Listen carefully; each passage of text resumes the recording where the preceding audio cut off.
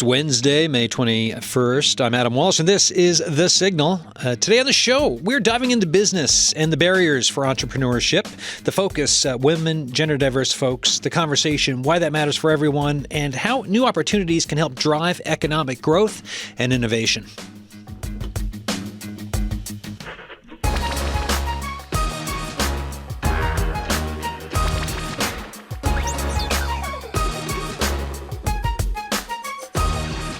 So, folks, as you're following along with today's show, if you have thoughts for us about the topic, get in touch with us, right? Text us, 709-327-8206, The Signal at cbc.ca. My guests here in studio, Julie Dwyer is here, a psychologist and also on NLOWE's Gender Bias Project Advisory Board. How you doing? I'm good, thank you. How are you doing? Thanks for coming back on the show. Love to be here. You're in your seat and everything. It's always great. The same always seat. The same seat. I think it is, though. You're typically in that seat. There may have been one other time when you were sought somewhere else. That sought is the correct conjugation there, right? I think? Okay.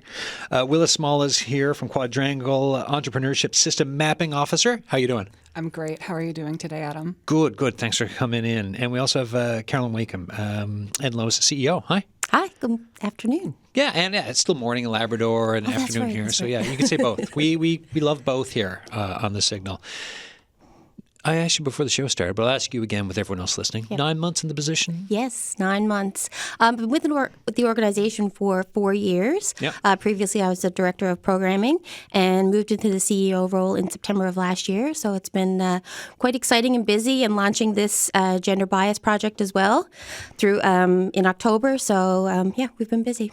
And so NLOWE, Newfoundland and Labrador Organization of Women Entrepreneurs. Yes, that's correct. Why is a gender bias? Things like these programs, right? So when you dig into it, you get funding for something like this, and you look at gender bias. Why? This is everyone's going to be like, well, it's kind of a dumb question, but I think it's dumb and also important because it's so simple. Why is it important? Fair enough. Well, just to give you some context for your listeners who don't know about NLOWE. Yeah. NLOWE has been an organization, a provincial organization that's been operating in this province for over 25 years, providing business support services to help women entrepreneurs start, grow, and advance. So opportunities, so that's what we do on the daily. We have business advisors throughout Newfoundland and Labrador that work one-on-one with women business owners, travel to meet them. We offer different business programming support virtually and in person. We have an annual conference. We have an annual awards gala. And projects like this come up every now and then. So Women and Gender Equality Canada usually put out a call every couple of years for different projects related to not only women in entrepreneurship, but women's support organizations in general.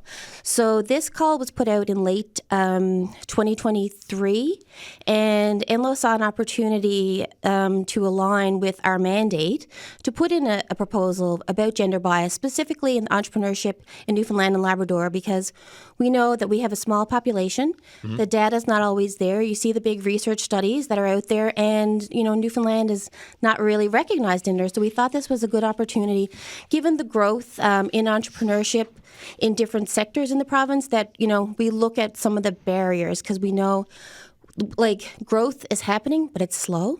So, and we know that women still face systemic barriers, whether that's access to capital, family childcare responsibilities, all those things. So that's why it's important. So Willa, for yourself, right, this jumping off point for the discussion, 3-year federally funded program by Women Gender Equality Canada, a gender bias project, but again, broad umbrella here, right? If we have projects like this, right, that look at biases, that look at obstacles for folks to become entrepreneurs, why do you think it's important? Well, I think it's important because, not just women, but also gender diverse people in our, in our country, in our province.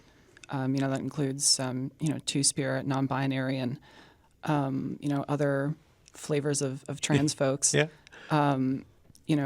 We face a lot of challenges in the workplace and, finding employment broadly. And so, the more programs that we have, to uplift, women and, all gender diverse folks, I think it's just great for the economy, and I think it's great for our province too. Your position with Quadrangle, Entrepreneurship System Mapping Officer. Can you unpack that a little bit for me? So yeah, absolutely. So it's mainly a research position, actually. And the idea is to research barriers to entry for 2S LGBTQIA plus entrepreneurs, and to come up with solutions to help that community, succeed in our ever-changing entrepreneurial ecosystem. How's that going for, like, I know it's early on for some things, but just when you take a swing at this type of research and you're like, okay, here we go, because it's awfully important. Yeah. How do you kind of go about doing that? Well, it's still pretty new. I've been in this position now for almost 3 months. Yeah. But a few things that we're doing right now to, sort of pull it all together is, we're putting together a resource of entrepreneurial supports that will be targeted towards the, our community. Yeah. And we're also launching we've already launched a province-wide survey to gather information on the needs of, not just, members of our community here in St. John's, but also broadly, because we have a provincial mandate to, support all entrepreneurs, that are members of the 2S LGBTQIA plus community. But also, I think, it's really just good for our economy broadly, to uplift marginalized communities. Yeah, I keep thinking that the saying that gets said all the time in Newfoundland and Labrador, the rising tide lifting all boats. Absolutely. Type of thing, right? If you've got the more folks you have who have barriers removed, who can get into entrepreneurship and succeed and excel and possibly thrive, the better it is for everyone and everyone's communities. Exactly. And the writ large community of Newfoundland and Labrador. Julie, tell us how you got involved in all this. I think it was before Christmas, NLOWE put out a call for applications to join the advisory committee. And it is something, when I saw it, I immediately felt like I was being called to participate as a woman in business myself. And I think it's not just about getting more women and gender diverse folks into business or into entrepreneurship, but it's really about reshaping how we think about these systems and the barriers that exist. And if we're thinking about women and gender diverse folks, we're leaving half the people on the sidelines if we're only catering to sort of an outdated, traditional, male-dominated model. Yeah. So where do you see things with this program, right? With everything you're attempting to do, how's it all going to work with the follow through on moving some of these goalposts? Because sometimes we get funding for things, and sometimes it's a report or a project, and there's understanding with folks who are involved, and then nothing changes. But then there's other times where you do have things that come out, and the goalposts actually do move. Absolutely. That's a great point. That was a point actually that was brought up to me several times at the NLOWE conference last month or recently when we had it. This idea that sometimes there's federally funded projects, it doesn't matter what the discipline is, and, they're done over 2 to 3 years. There's great work done. There's a report written, and then that report is put on a shelf and nothing really comes to fruition from it. So I really, from my own personal perspective, wanted to get creative of how we can get this messaging out and reach more people broadly as we attempt to eliminate gender bias. And I mean, even to take it a step back and say, what is gender bias? And, what does that mean for women and gender diverse folks in business? It means increasing capital. It means increasing mentorship opportunities, informed decision making. So opportunities like this, where we're able to come in and have these conversations and just even start to simply shift the conversation, build the awareness, and then maybe someone out there listening today from an organization or a business wants to become an ally or step up to help us sort of implement this sustainably. Oh, yeah. I just wanted to add, there is maybe a bit of hesitancy and a bit of fatigue, I guess, when people are asked to engage in these types of projects because of that, exactly what you said. The unique piece about this project is that we have to measure impact. So that part of this, there has to be an external review done on this entire project. So, we want to create policy change. We want to create new programming, and we want to tell stories. We have to do a better job of telling the story of women entrepreneurs in Newfoundland and Labrador. All right. So then for all of you, what are you, for wherever you're at with like research and work, whether it's a project or research that is being done, essentially from hearing from people, what are you hearing about like the barriers in the day-to-day from folks that will change some of the systemic issues that we have in Newfoundland and Labrador that would be barriers if removed, right? Would make things easier. What have you heard so far, or even just in your own day-to-day, like what in your own ecosystems? What do you hear? Let you take. Well, I mean, there's definitely a lot of challenges. The main thing would be harassment, bias, discrimination. I mean, again, mostly speaking from the queer perspective. Members of our community are twice as likely to be sexually harassed in the workplace. That is a major issue, a major deterrent to a lot of people within, the workplace, within finding employment. And, what we want to do is we want to create programs that are targeted towards people that are impacted by, all these negative workplace situations. And, we want to pave a path to make it easier for folks to, make it on their own without having to deal with people who might be a little biased against them. Yeah, and also some of that is understanding who allies are in community. Absolutely. And having a bigger picture, especially with everything going on today, right? For sure. With the, I was going to say backlash, but the anti-DEI, anti-LGBTQ plus rhetoric and actions that we're seeing south of the border, which is also, I mean, there's stuff obviously in Canada as well with that in these moments. Exactly. I mean, the more supports that we have, I mean, like we just said, the rising tide, it raises all ships. I think it's important, too, to keep in mind that this is a gender-based exploration, I'm going to say, project over these 3 years. But through this Women and Gender Equality project and funding, we're using a gender-based analysis framework. So we're not just looking at gender. We're looking at intersectional factors that impact gender. Just not all women, not all gender diverse people are having the same experience. Your ability, your race, your religion, your, where you're living. If you're living in Fogo Island, remote Newfoundland, or northern Labrador, your access to these services are much different than someone living here in the city. Yeah. So I think that is also a unique piece about this project, is that we're trying to kind of come at it from all angles. So then what's the... as you do that, how does that work?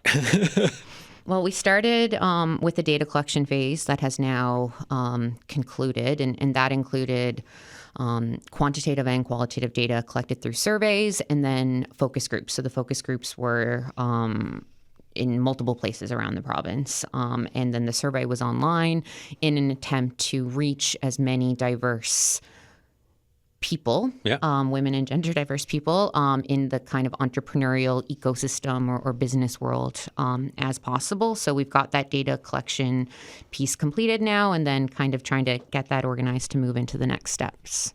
So then next steps, what will they be once things get organized? Or do you know yet? Does it all depend? Stay tuned, I guess. Yeah, okay. Stay tuned, that's right. Yep. Yeah, so we're getting all that together. That first round, though, when you have focus groups and everything, the uptake. What are your thoughts on the uptake around this and what you've been hearing? Again, it was good. I mean, it was enough for us to, gather enough information, enough significant information. Again, people are, we have to be very creative in how we engage people these days. Surveys and focus groups. People got a lot of information fatigue and overload, right? But you still managed to get people We to sit still down in managed the to get focus groups, substantial. though, right? Yeah, we still and we did different formats. We did virtual, we did open, town halls, we did all kinds of different things, and we traveled throughout the province as well. So that was really helpful. But what we found was, there was nothing new. Let's say that there's still gaps in, access to financing, industry representation. So that's not a bad thing. That we're doing good work. We just need to do more of it. We need to enhance our programs. Absolutely. I'd like to chime in and say, everything I found in, my research so far definitely leans to more funding, more research, more support, even though, some of what we find can be not so surprising, perhaps, like that research. It still needs to be done. It still needs to be funded because at the end of the day, there are still people falling through the gaps. And, these are the people that we want to uplift. To underscore, Julie, I'm just wondering, at the data point that Willa's just mentioning there, and to what you just mentioned too, it's like, none of it's surprising. We're saying, none of it's surprising because we all live in communities, right? We talk to each other. We talk to each other. And so then sometimes when you hear from people some of whom you would have already spoken to, what you'll hear won't be surprising. But where's the power, right? When we're for this discussion today of gender bias, of removing barriers, where's the power to keep forwarding your point there, Willa? Where's the power in data and what that can mean for? Because tomorrow on the show, I've got 4 MHAs sitting down here to talk policy, and I'm fairly certain it's going to be 4 guys, right? Which it tends to be in this province, not always, but it just tends to be that way. Where's the power of data for policy change? So I come from a research academic background, and one key takeaway I've learned over the past decade or so is that policy and systemic change is rooted in numbers and data and graphs, and that's how you often are able to really get your point across and present alternative solutions and innovative ways to reimagine how we're currently doing things. So, for example, there's some recent research that suggests that Canada could increase its GDP by 2026, so in a year, by 150 billion by advancing gender equity in entrepreneurship and leadership. So getting those numbers, getting the right people at the right table with the people who are making the decisions to co-collaborate on how we can, make this more than a report, how we can really engage these MHAs tomorrow or other business leaders in the community, regardless of their gender, that this is really getting women and gender diverse folks involved in entrepreneurship isn't just, a nice thing to do. It's really a smart business decision, and it's a smart economic decision. And there is, to your point, loads of data that supports this. So why is it so? It's 2025. Why do we still need to be having these conversations about these gaps? What's not getting across to policymakers and folks in community? Why do these gaps still exist? The support is out there, but often, is it though? It's not enough. Still exist. It's not enough. I know. We've been in operation for 25 years. Is that not depressing? No, I can't be depressed because I'm the leader of this organization and I believe in the change. It's slow, and we know that. One of the things, I say to my team, and I've said to the advisory committee, I said, we're fortunate in Canada to live in a country, one of the top countries in the world, that supports women's entrepreneurship. Yeah. We have a federal department dedicated to women and gender equality. Mm-hmm. We also have a provincial department dedicated to women and gender equality. So I think change is slow. Yeah. I know programs like this are wonderful, but there needs to be more core long-term funding, as you had alluded to. This is great. At the end of 3 years, this is done. Hopefully, I have legacy pieces within the organization to offer support for newcomer women, for Indigenous women, and so that's kind of the goal that you take from these is to to get the research piece and create legacy programs for your organization. But at the same time, we need longer term funding to create that to move the dial further. To move the dial further. Yeah. And I keep thinking about barriers, right? Childcare comes to mind. The same as the share of work in the home that women do. And what do you think it's going to take to move the goalpost around the understanding of that? Because I think some of this is understanding when it comes to policy being made. Yep. And it just seems that a lot of guys don't get it. Mm-hmm. Well, Julie, do you want to touch on that? Yeah, I think that's expand on that. Mm-hmm. that it's a complicated issue, and I think that anybody listening to this call who has children, particularly women or maybe gender diverse folks, understand that there is an inequity that exists around responsibility in caregiving. When your kid is sick and you got to pick them up from school, or who's going to wash the dishes or prep the meals, there's this sort of invisible load that women are faced with on top of trying to thrive in a workplace that isn't designed for us. The business and entrepreneurial ecosystem as it exists now is, the one that was designed decades ago when the norm was that two people were in a relationship, one person was working, one person was home doing kind of the housework and the caregiving. And now we're seeing a more modern world, but our policies are not moving as quickly. That's not to say they're not moving at all, but it's a slow process. And, to the point that Carolyn so eloquently made earlier, is that there's massive underrepresentation. So only 17% of businesses in Canada are owned by women. And that's an increase. So yes, we are doing better, but 17% is the better. Yeah. So it works out to be about 1 in 6 entrepreneurs in Canada are women. Fewer than 4% of venture capital dollars in Canada go to women-led businesses.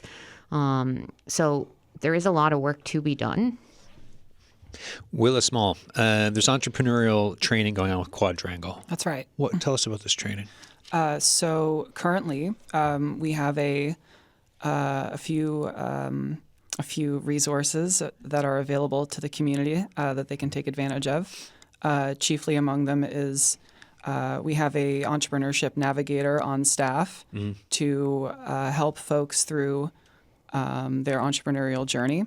Absolutely great person, Mark Adams. He's very warm and approachable. Highly recommend any 2S LGBT folks out there.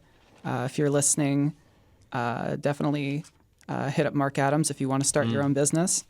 We also have some other resources available, including workshops. We've got a couple coming up soon, one coming up at the end of the month and another at the beginning of next month. And we also are, running networking events. We have our very first ever, we're calling it like a queer business fair. Yeah.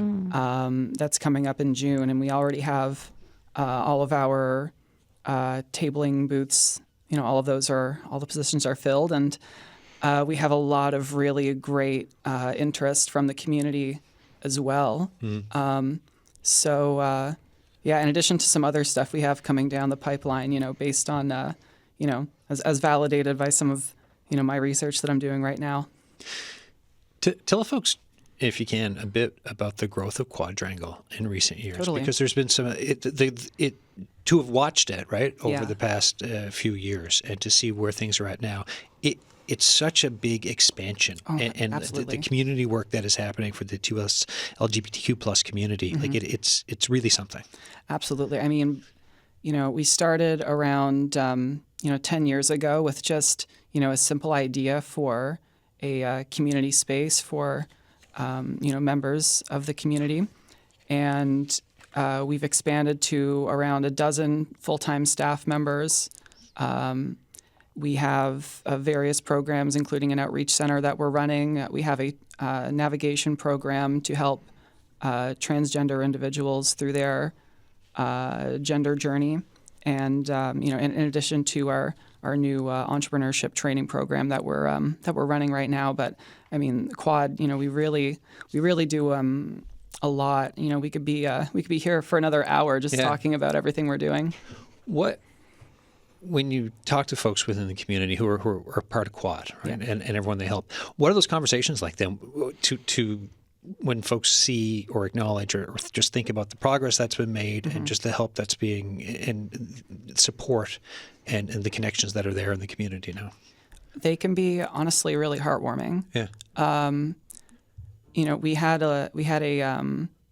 a workshop last month for musicians wanting to get more into entrepreneurship. Sort of about branding and promotion and how to score venues and stuff. And it was a really really cool event. And some of the word of mouth that I heard there, it was honestly really, really great. I mean, people were happy to be making those connections, to be, we had a little jam session after, like folks just to play some music together.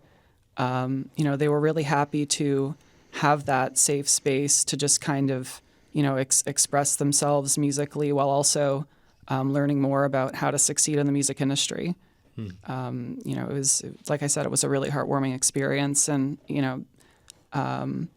so some of what some of what you read can be pretty negative, but at the end of the day, what we're trying to do is just build connections, create a safe space for the community and grow that safe space.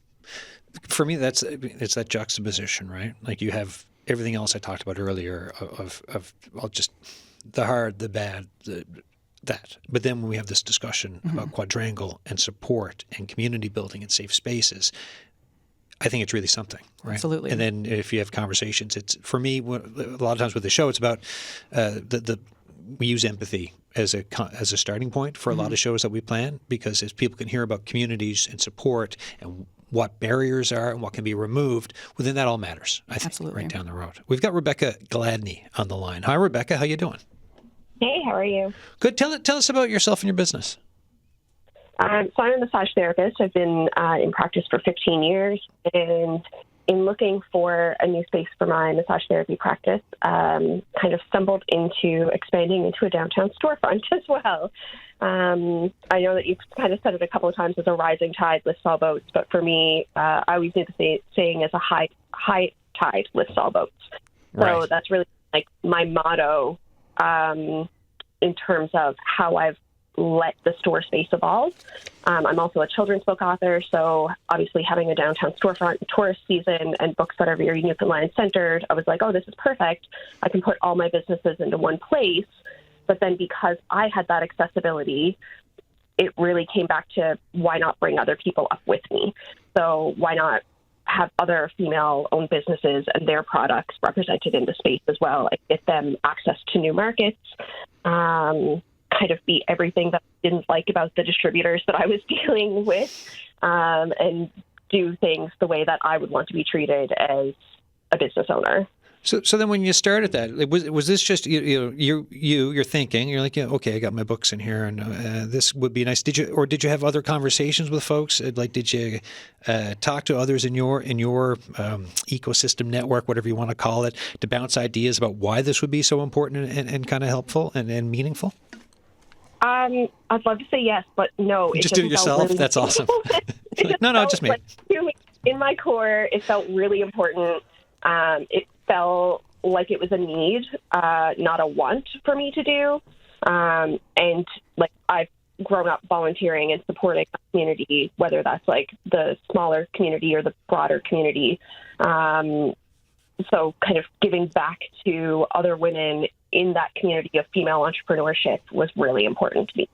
So I know we said a rising tide and all that, but why, other than that, why is it so important to reach out to other women entrepreneurs this way, to offer this space and to work with people? Because it assumes there are barriers, so I'm wondering if you can talk about that. Yeah, so I think one of the biggest barriers is that there's almost like separate from the internalized misogyny of it all, that I know that a lot of people are doing a lot of work against, myself included. It goes into it almost feels unsafe for us to say that we want to make money or that we should have that economic stability, when studies actually show that if you invest in women and give them the economic stability the community and their family has more benefit and more positive benefits than if it's just in the men. When you started talking to folks about putting things in your front window for the other entrepreneurs, what did they say? What's their response been, or feedback, or what conversations have you had since? It's been amazing. So I started with my books, obviously, and then thought, okay, well, what about other children's books? And have some connections to an author in Yellowknife. So it's not just local to Newfoundland, but it's focused on Newfoundland. But Yellowknife also being fairly rural, thought, okay, well, Lana, can I carry your books? So Lana Devastiani sent me some of her books to carry, and then that expanded into local books, and Sam Perrell, Don Evans, and Ashley Matthews have their books in the storefront now, and then that kind of naturally expanded into art and jewelry, and into the art and jewelry conversations, because that's not an industry that I was in necessarily. It's been really interesting to have those conversations with the artists and to say, like, you know, the first conversation was, okay, well, we'll do a split of this much, you know, a high percentage and a low percentage. And they were like, okay, so I'll get the low percentage. I was like, no, you get the high percentage. But because they're so used to an industry that is kind of taking from the artist, which, you know, economics and everything, it's been really shocking to me to kind of learn about other industries. And I say that from an incredible place of privilege, where my massage therapy practice pays for the majority of the expenses of the commercial space. So the shop is more about uplifting other people as much as it is about, you know, sustainability. Are you having any other self conversations about expanding or changing or this evolving, or is it going to stay as is?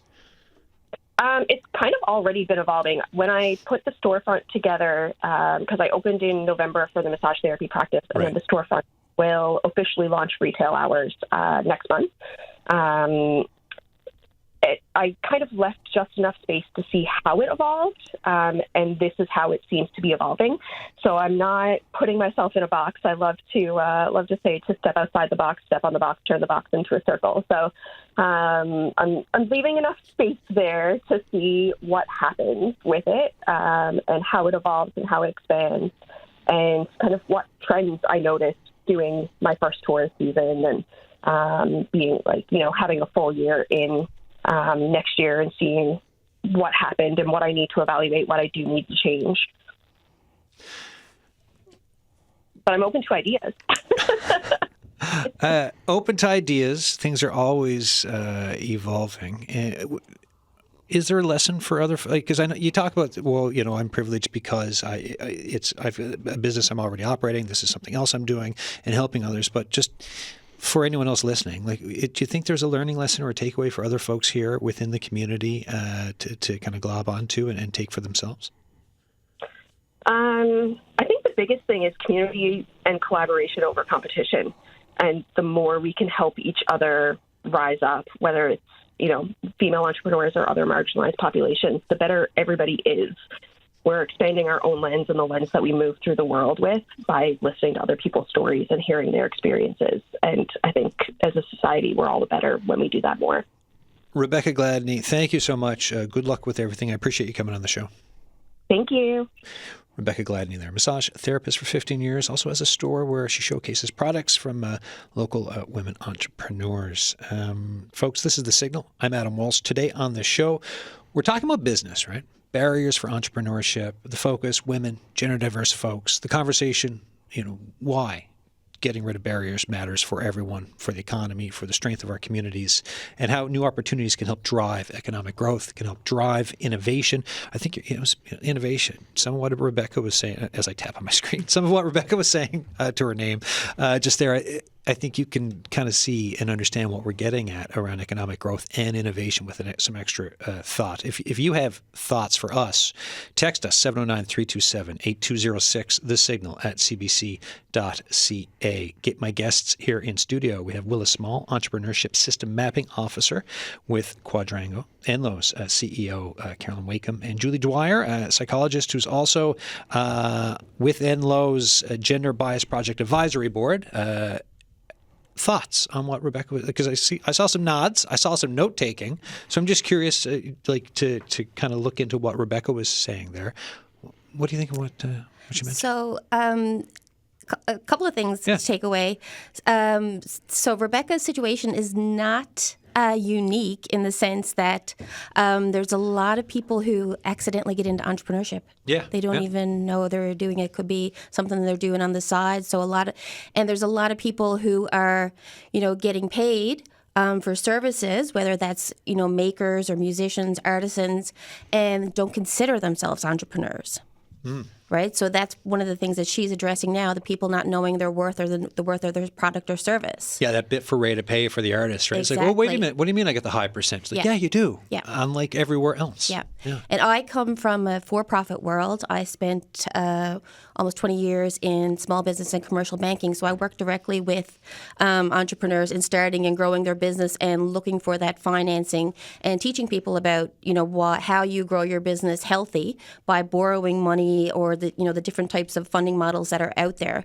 So that is a hill I will die on, is to get women entrepreneurs to know their worth, how to price their product, and how to make money.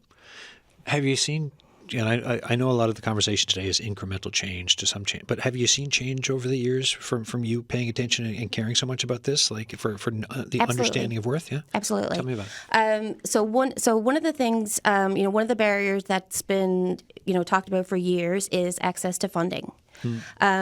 So one of the things that we've addressed is NLOWE is a loan fund partner with a national organization called WEOC, which is the Women's Entrepreneurship Organization of Canada. So through that organization, we have a loan fund for women entrepreneurs up to access up to $50,000. Yeah. And that's it hasn't even been active for 2 years. So in this province, we have helped over 30 women-owned businesses access over $1.1 million. So this loan program is a low barrier to entry. So there's different circumstances. If you go to a traditional lender and they're looking for investment, they're looking for personal credit, they're looking for a net worth. This loan program, while these things are recognized, it's not the tick box, right? Is it a good business model? Are you a good business owner? Is it, are the forecasted projections? Are you making money? All those, it's more holistic approach. So by access to this loan program, we've helped so many women overcome that barrier to access capital, and it's been used to leverage larger loan projects. So then, what do you think? So there's benefit to the women with the loan project, right? And whether they have staff and the little folks surrounding them in their communities, right? They could be their families or just whatever else, right? There's a few levels there. What's the overall benefit for the economy because of this program? Well, we know that women entrepreneurs tend to start more sustainable businesses. They have more of a social conscious and a social lens in their business models. So they're not putting it all into Bitcoin. No. They're not putting it all into Bitcoin. No, right. No crypto. See, there you go. So the economic impact is spread through the community then. Right. Yeah, and with each successful business, it's jobs, it's taxes, it's sometimes brick and mortar, it's all of that. Exactly. And they're not borrowing, they're not leveraging their personal finances, they're not having to borrow from family, to keep their own personal, finances in check by borrowing for your business. Right. Willa, any thoughts on what Rebecca Gladney was saying or anything else? Well, I think I just want to add on about the, economic impact, especially of supporting the 2S LGBT population. I read a study recently that said that they created some kind of index based on the human rights of members of the community and from various countries, and they found that for every additional right, the individual contribution to the country's GDP went up by around $2,000, and that's for every additional right. So you can imagine, the disparity in economic impact of the community, between countries that have more rights versus countries that have fewer rights.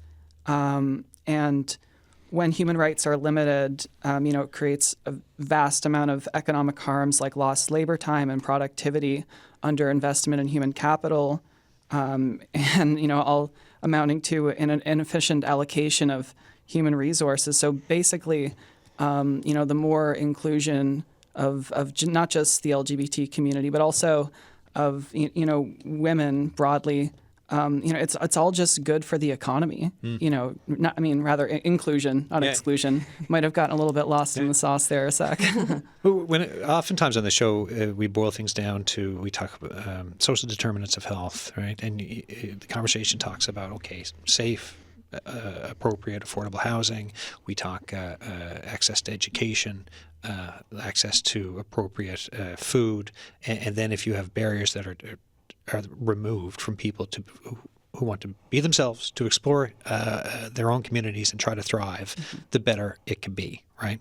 Right across the board. Julie, any thoughts from you on either what anyone else was saying or what Rebecca said earlier? Yeah, some great things said. I think sort of in line with what Rebecca was saying, that, now is the time to get involved. And you may not consider what you're doing or what your job is or what your role is to be, using air quotes now, worthy of being involved. But this is really a community effort. And in order to create long-term sustainable change, we need buy-in. We need community members. We need mentors. We need partners. We need champions to help us move this work forward, like Willa, like Rebecca, like Carolyn.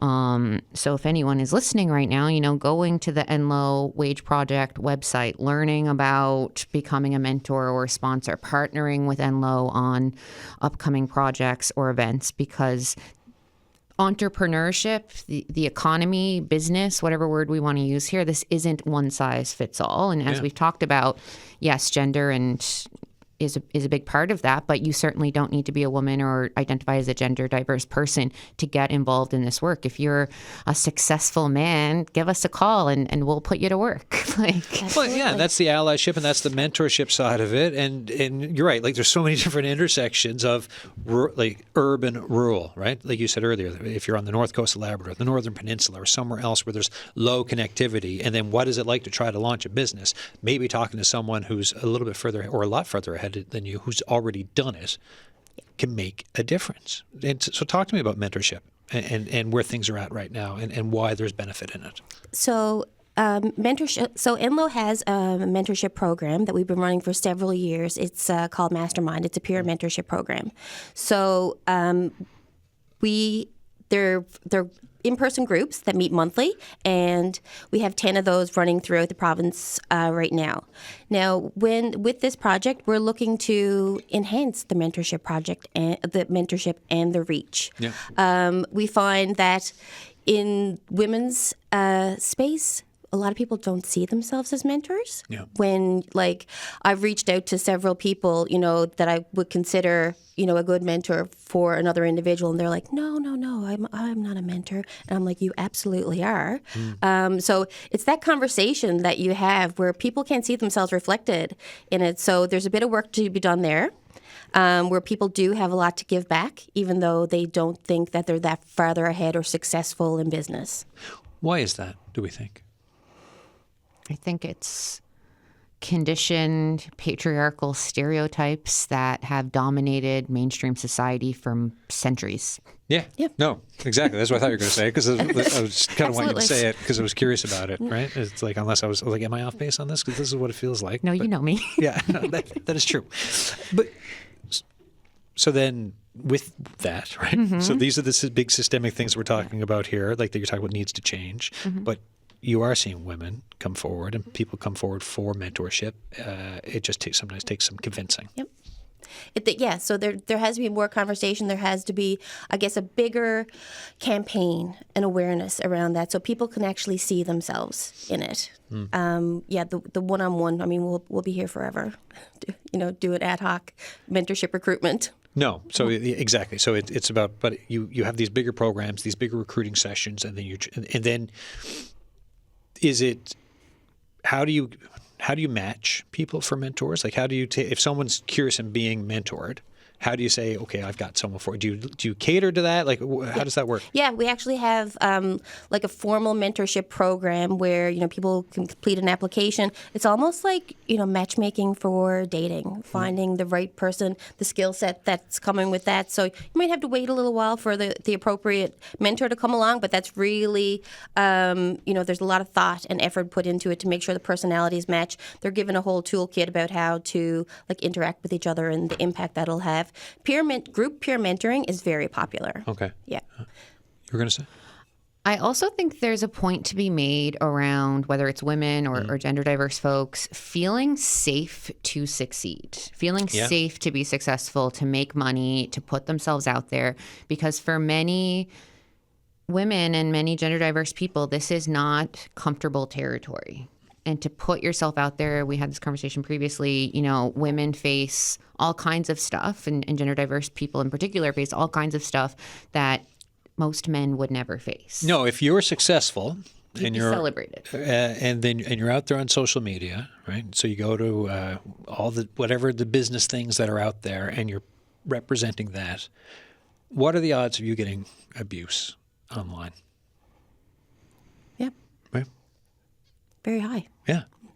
And then what does that do for someone who's trying to continue to grow a business or to be a mentor or whatever else? Like if that's an added level, if we know that, you know, out in the world, there's like everyone faces a certain amount of something, right, when they put themselves out there. But I'm just kind of wondering how much different is it when it comes to if it's misogyny or if it's, you know, sometimes hate and bigotry, that type of thing for folks who put themselves out there.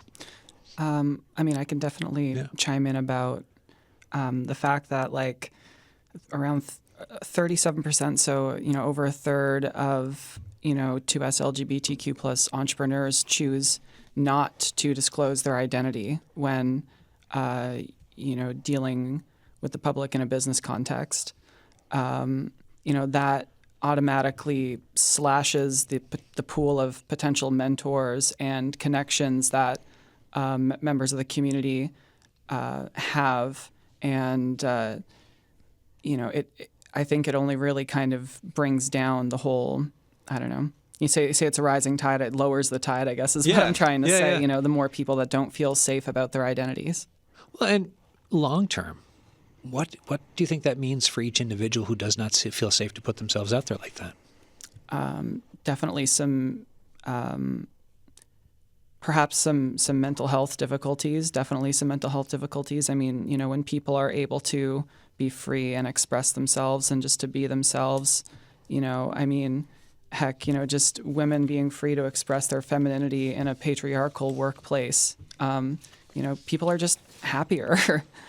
I kind of look at like some of these pivot points of success or lack of it as like, you know, dividing roads, right? So if you're someone who's curious about entrepreneurship and a mentor gets talked into being a mentor and is your mentor, then there's a road that they can go on. If that mentor doesn't believe in themselves and does not become one, and then that person doesn't get a mentor, well, perhaps it could be a very, very different road. And it's the same as if you're unable to identify because of the world we live in, and then also not able to help community that way. All of a sudden, these paths end up going in certain directions as opposed to ones that can be far more better for income, for community, for people's lives, well-being, mental health, all of that. Any thoughts on, like, am I wrong? How do we, like, what are your thoughts on that? I think, you know, there's plenty of momentum. The momentum is building. We're having these conversations. We're seeing sort of small incremental changes. But the sustainability and the growth, particularly in entrepreneurship where you're wearing multiple hats at once. You're the content creator and the accountant and the bookkeeper and the social media manager. Yep. And it can be quite easy to get burnt out and to, you know, have that mental or physical health impact from it. So I think having systems in place, having support networks, peer groups, mentors, all these things is paramount in creating lasting and, you know, profitable growth. Carolyn, what about yourself? Yeah, you're not wrong. I mean, the entrepreneurship journey, it is you're wearing all the hats. Yeah. So trying to navigate the resources that are out there can be a challenge in itself. That's why organizations like NLOWE exist and Quadrangle. Just to give you an example, when we heard the announcement of the entrepreneurship program that Quadrangle received, we immediately reached out and we're like, hey, come to our conference, set up a booth, like let's work together and get the word out there. So it's that kind of community building and collaboration that's going to help, with that navigation. Right. We only have about 5 minutes left, so then let's look ahead. What else can we expect? And I know we can't talk too much about the project, but what else can we expect for work that's being done, whether it's through Quadrangle, NLOWE, or anything else for the coming summer period into the fall and beyond? Well, I can plug a few things that we have going on. Like I mentioned, we have a big networking event. It's called Made Right Queer. It's coming up June 5th, and that's going to be at the St. John's Farmers Market. We also have a couple workshops coming up, a business plan workshop on May 26th, a social enterprise workshop on June 4th. And we also have our biggest fundraiser of the year coming up, Drag Bingo. You can catch that on July 19th. We really have a lot going on. And also we're going to be attending various prides throughout the province. So that's going to be happening season's too. coming. Yep. Yeah. And for Quadrangle, all the socials, right? So like Instagram and Instagram, Facebook, our website. And we also have a bit of a LinkedIn presence as well too. We're trying to grow that, with the whole entrepreneurship training program. We need a presence on LinkedIn, of course. So we're there too. Excellent. Great to hear that. Julie. I just want this to hopefully be a call to action to maybe listeners or folks in the community that, this project is just getting started. We have the data collection finished, but it's just the first year. So, consider this an invitation to get in touch with us so we can really, build partnerships and networks to follow through on what we're trying to do. And if folks want to get in touch, where do they go again? I'm looking at go to NLOWE.org/wage-project. And all our social media, we're very responsive on all our social media channels. Yeah, I find whenever I go through social, NLOWE pops up fairly often, Yeah. right? I mean, I also follow all of the socials, but still, like you're very active that Yes. way. What else can we expect? What else is NLOWE up to? So, like Julie said, the next step is looking for partnerships, develop our programming. So, reach out to us. The next big thing, the nominations are open. So, for the NLOWE Entrepreneur of the Year Awards. So, that'll be held October 18th at the St. John's Convention Center. So, this is a very wonderful night where we celebrate 8 women entrepreneurs in Newfoundland and Labrador in different categories, from young entrepreneur to leadership, trailblazer, trendsetter. I can't remember all the names right now. We have a new one, which is a change maker award, which is just new this year. So the nominations are open on our website till June 30th. So please take a moment to recognize a successful woman entrepreneur. How many years has that been going on for? Over 20. Over 20. Yeah, and it's growing every year in the uptake and the presence. Last year we had over 325 people attend the gala. And just again, when I think of that, the road diverging type of a thing, when you look at that uplifting of 20 years of recognizing businesses, I mean that's impactful stuff. That's very impactful stuff, and the recognition that the women entrepreneurs receive, there's a lot of publicity and marketing that you can leverage from that, from the videos to the award itself and the recognition you receive after. It's a great marketing tool as well. I think we're pretty much out of time here. Thank you, folks, for this. I really appreciate it. Thank you so much. All right, folks, that is it for today's show. So thank you, Julie Dwyer, Carolyn Wakeham, and Willa Small for that. I already mentioned this earlier in the show, but looking ahead to tomorrow, we're talking politics. We've got an MHA panel for you. We're going to have 4 MHAs in here tomorrow, so 3, one from each of the parties, plus an independent, all here tomorrow. We're going to talk the current sitting of the legislature, which is about to wrap up. We're going to talk about the budget and just what the spending is going to be and just where the priorities are from the government and what the opposition thinks about that. Plus, it's a look ahead to, yes, the provincial election and big ticket issues. So we're talking the economy, right? Tariff threats, how we respond to that, where we should go for Newfoundland and Labrador. Cost of living is going to be a big discussion for a part of the discussion tomorrow. Also things like, public safety. So that's the mix for tomorrow. For today, if you have thoughts or if you've got something you want me to ask politicians as they get sat down tomorrow, the signal at cbc.ca, or you can leave us a voicemail at 709-576-5260. Thanks for listening. Cheers.